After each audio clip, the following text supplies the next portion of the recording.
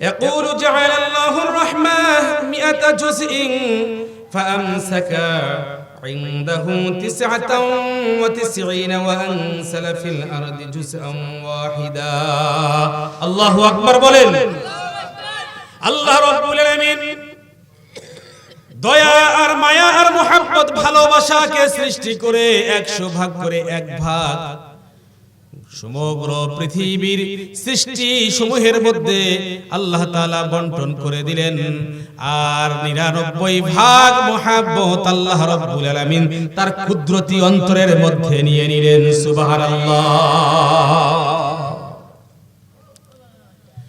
মুসলমান ভাইরা আমার, আল্লাহ রাব্বুল আলামিন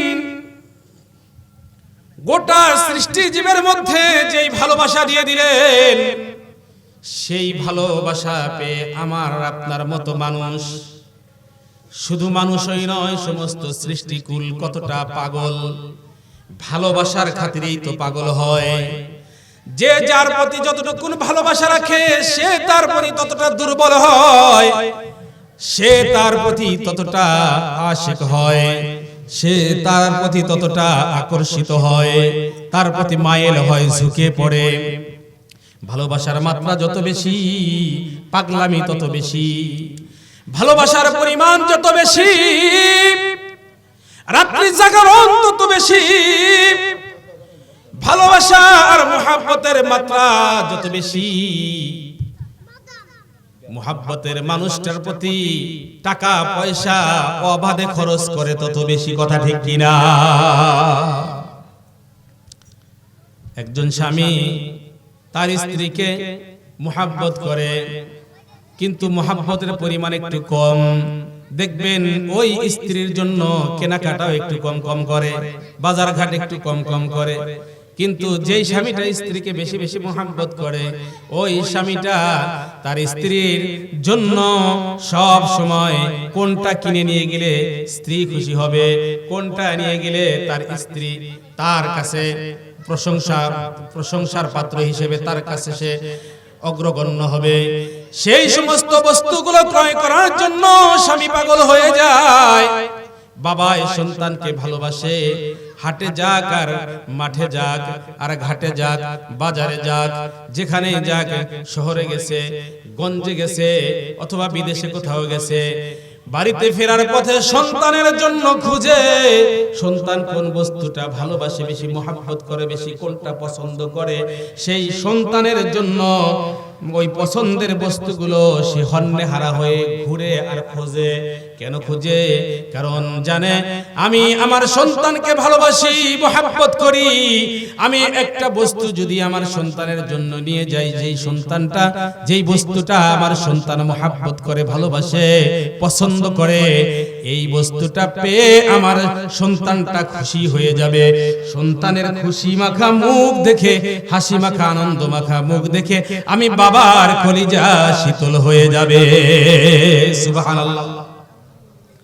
মুসলমান ভাইরা আমার, কথা দিল দিয়ে বুঝবেন, বাবার অন্তরের মধ্যে সন্তানের প্রতি মুহাব্বত,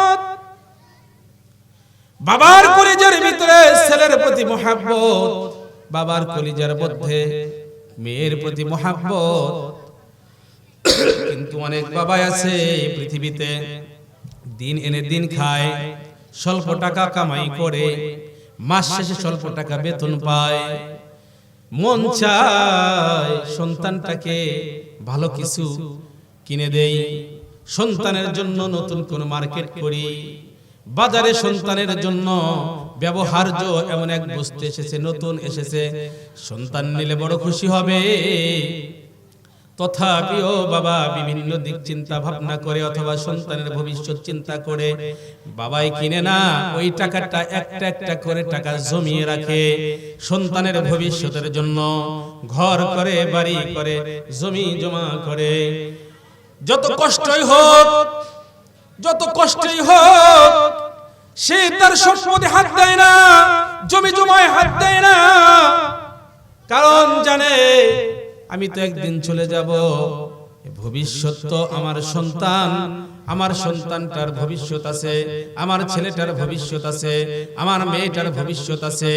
ভবিষ্যতের কথা চিন্তা করে অনেক সময় অনেক বাবারাই সন্তানের নগদ আহ্লাদ আর স্বাদ ইচ্ছা পূরণ করতে সক্ষম হয় না। কথা ঠিক কিনা? মুসলমান বন্ধুগণ আমার, একটা মায়ের কলিজার মধ্যে সন্তানের জন্য মহব্বত, জগৎ ভরা মায়া। একটা মায়ের কলিজার মধ্যে যেই মায়া আর মহব্বত থাকার কারণে সন্তানকে রেখে একটা মা খানা খাইতে পারে না।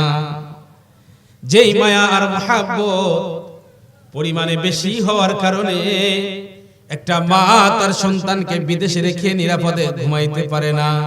রাত্রিবেলায় বারবার নানা রকম স্বপ্ন দেখে জাগ্রত হয়ে যায়। একটা মায়ের কলিজার মধ্যে জগৎ ভরা মায়া মহব্বত ভালোবাসা থাকার কারণে ওই মাটা রাস্তার দিকে বারবার তাকিয়ে থাকে। রাত্রি গভীর হয়ে যায়, মা বিছানায় পিঠ লাগাইতে পারে না। আমার বাসাদন আসবে, আমার কোন সময় জানি আমার বাসাদন বাড়িতে চলে আসে, কোন সময় জানি আমি ঘুমিয়ে গেলে আমার সন্তান দরজায় এসে মা মা বলে ডাকে।